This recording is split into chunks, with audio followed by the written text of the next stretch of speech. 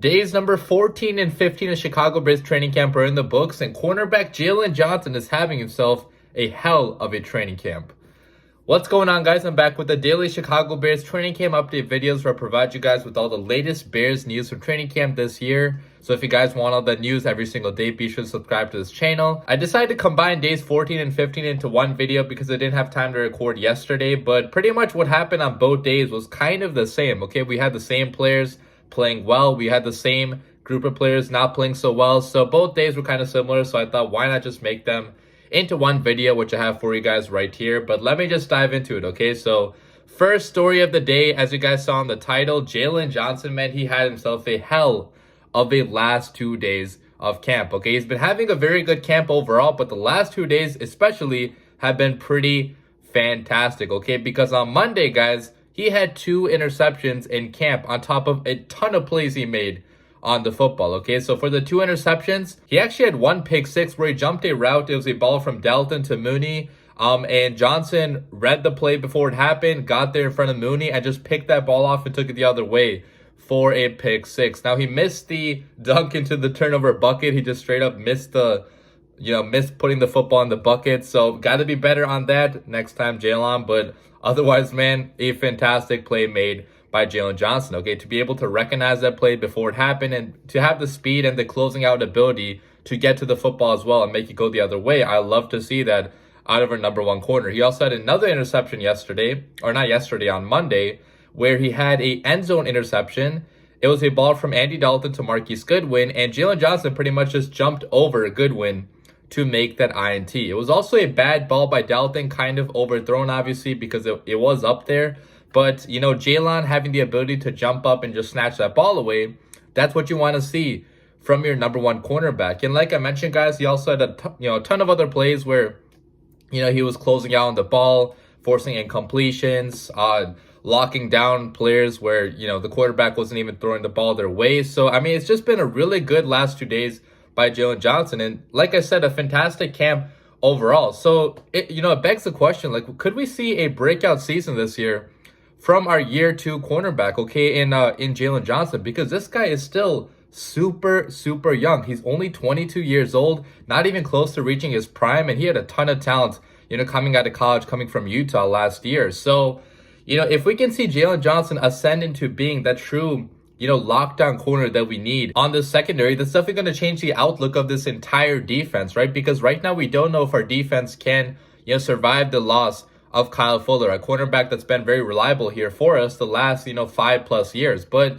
you do have to keep in mind that I think Jaylon Johnson could have a higher ceiling than Kyle Fuller had, because Kyle Fuller was a very good zone cornerback. If you put him out there in zone, along with a lot of other good talent, a very fantastic pass rush as well, you know, a brilliant defensive coordinator, he could be one of the best corners in the NFL like he was in 2018. But when other parts of your team aren't, you know, that great, right? Like we saw in 2019, 2020, Kyle Fuller did somewhat take a step back. And Kyle Fuller also was never that true lockdown man-to-man guy like Jair Alexander, like Jalen Ramsey. We haven't really had a guy like that here, you know, in a very long time, right? So if Jaylon Johnson can be that guy that can just go out there and completely shut down the other team's, you know, number 1 wide receiver, that's going to be a fantastic, fantastic thing for our defense. I think that Jaylon Johnson definitely is trending that way. I don't know if it's going to happen next year or even the year after, but down the road, I think Jaylon Johnson definitely has the potential to be that true number 1 corner. Now, Jaylon wasn't the only one, though, that had a very good last few days, okay? Pretty much the entire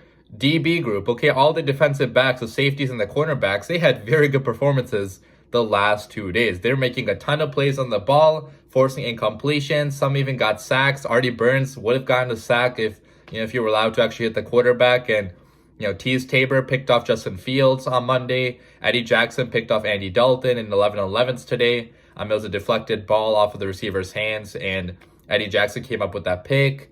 Marquis Christian today, he picked off Justin Fields with a diving interception. Very good play on the ball by Marquis Christian, playing in the slots. And overall, pretty much every single DB looked very good here the last 2 days. Okay, the receivers were really struggling to get open. Our quarterbacks were struggling to actually throw the ball down the field because our DBs were making a ton of plays on the ball. So I like this new aggression coming from the defensive back group, right? Because we didn't see a lot of that here the first, or maybe not the first week. The first week they were actually pretty good, but the last week, okay, week 2, they weren't really that good, okay? The quarterbacks were torching them. The receivers were having a lot of success as well. But now we're kind of seeing the DBs having a stretch of some very good practices. So let's see how long, they can keep that up, okay? We do have a lot of talent right now in the DB room. We have guys like Eddie Jackson, former All-Pro. We have Jaylon Johnson, one of the most, talented young corners in the NFL. But we do have some question marks as well, right? Because what is what is he going to do in the NFL? We don't really know what he can do on a big stage. He barely played last year. What can a guy like, Marquis Christian do if he makes this roster? Can Marquis Christian actually make the roster at slot? Because he's made a ton of plays playing in slots the last few days, right? Because he was supposed to be a safety for us, but he's also been playing in the slot and, looking pretty good for the most part. So there are a lot of question marks still, obviously, but I like this stretch now of pretty good performances by our defensive backs. Moving on then to the quarterbacks, obviously it's going to be a different story there, because if our DBs are looking very good, obviously our quarterbacks probably are not looking that good. And that's the story from the last 2 days. Okay, both Andy Dalton and Justin Fields, they didn't have very good practices here the last few days. Okay, a lot of overthrown balls, a lot of inaccurate passes, a lot of interceptions, a lot of just bad decisions overall. And I don't know if the blame there goes to the quarterbacks, or maybe you should just give the credit to the defensive backs for making fantastic plays. Like, that's the thing about practicing against your own team. Each play made has some good and some bad on it. Okay, on one side, somebody probably made a great play, but on the other side, somebody messed up. So like, who do you root for in those situations? Okay, it's really up to you. Right now, I'm probably rooting for the defense a little bit, because the quarterbacks have been looking pretty good all of week 2 and some of week 1 as well. So it's nice to see the defense also step up and rise to the challenge. But like I said, both Dalton and Fields did not have the best days here. A lot of missed throws, a lot of bad balls, but they obviously had some very good balls as well. I'm talking about Dalton first. So on Monday, he had a very nice deep pass. It was a touchdown to Byrd in the end zone, where Byrd beat Vildor. Andy Dalton lofted the ball to him in the end zone, and the pass was perfect. The catch was great as well, so great play there. Dalton today had a nice out route throw to Allen Robinson on the sideline, where A-Rob had to kind of dive for that ball, but it was also a place where only A-Rob could make a play on it. So that was also another pretty good ball by Dalton. He also had a deep touchdown today to Darnell Mooney in 7-on-7. So another pretty good play, but aside from that, there really wasn't a lot more to talk about with Andy Dalton. It's kind of been the same now for him here the last few weeks. He's had some very good plays, but he's also had some pretty head-scratching plays as well. Right now, Matt Nagy still hasn't been the number 1 quarterback on this roster, but he's going to get a lot more playing time probably this upcoming week against the Bills. So we'll see if he can still hang on to that number 1 quarterback role. Talking about Justin Fields, though, he had a really good throw right after one of his interceptions to Tease Tabor, where he threw a great ball to Riley Ridley, where he kind of split the coverage and put the ball in between 2 defenders, which he's done a lot of now in camp. Okay, making those pretty tight window throws that you have to be very accurate with. You have to have the right amount of zip on the ball. You have to throw it at the right time. He made that throw again to Riley Ridley, and Ridley caught that ball in the middle of the defense. So that was a great throw by Fields. He also had a nice anticipatory throw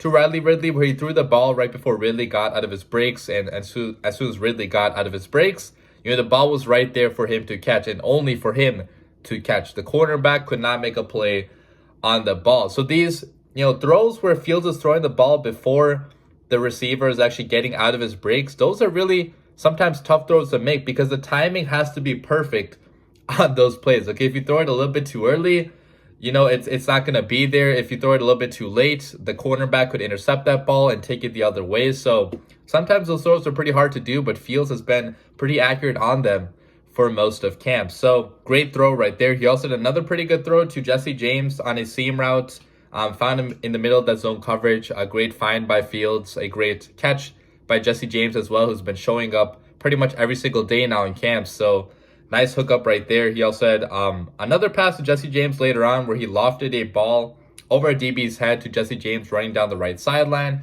Put the ball right in James' hands, and just a great deep throw by Justin Fields. Now, even though they had some pretty good passes here and there, both Monday and Tuesday were not good practices at all by any of our quarterbacks, okay? Both Andy Dalton and Fields, and obviously Nick Foles for that matter as well, but nobody cares to hear about Nick Foles. But I'm obviously not going to panic about that because our quarterbacks have looked pretty good aside from, you know, a few bad days. So maybe it's just our defensive backs not really showing up to the occasion and making a lot of plays, looking good out there. But regardless, some bad days of practice by both of our quarterbacks. And then finally getting to the last story of the day, it's going to be some more negative news. I apologize for giving you guys a lot of negative news today, but I don't want to hide anything from you guys. Okay, I'm going to report all the facts, whether they're positive or negative, but pretty much our receivers really struggled with drops in practice today. Okay, pretty much it was mostly the lower level receivers. A-Rob and Mooney were still fine for the most part. Mooney did have one drop, which was bad, but otherwise,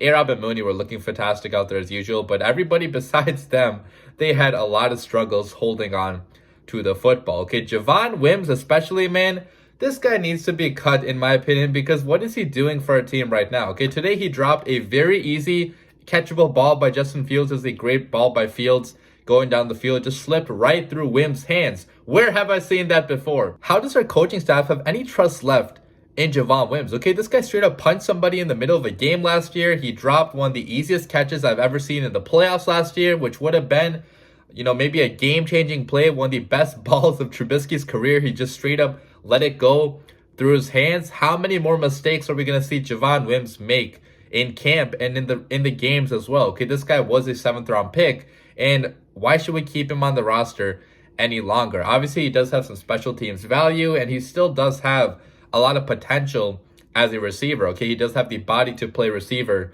in this league, but I just cannot rely on him right now. And I think the Bears coaching staff, eventually they're going to see that they cannot rely on him either. So Wims struggled with drops again, as he has, you know, pretty much throughout camp. Rodney Adams had a few drops. Riley Ridley had back-to-back drops in a bad sequence. So just not a good day by our lower-level receivers. Thankfully, a lot of these guys are not going to make the roster most likely, but you got to be better, okay, moving on. So that's pretty much all the news I have for you guys today. Let me know what you guys thought about these stories down below in the comments. But as always, bear down.